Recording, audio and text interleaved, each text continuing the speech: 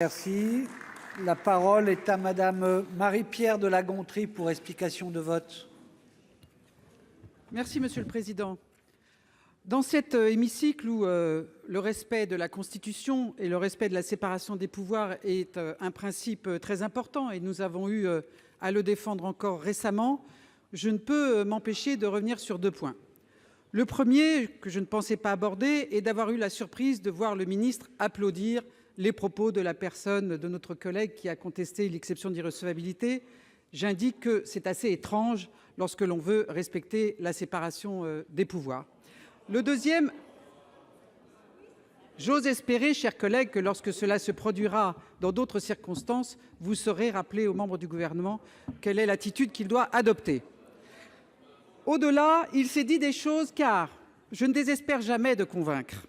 Donc, il a été indiqué tout à l'heure, notamment par notre rapporteure, Madame Troendlé, mais aussi par le ministre, que ces dispositions n'étaient pas attentatoires aux libertés. Je souhaite rappeler tout de même que 2 points. C'est important car le Conseil constitutionnel va être saisi et donc nos débats vont être lus à la loupe.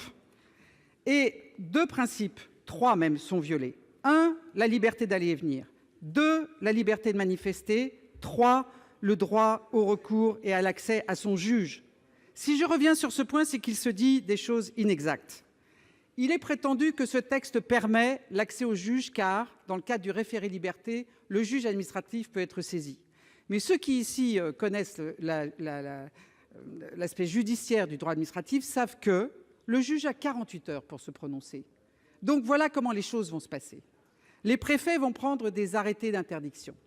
Peut-être certains saisiront le juge administratif.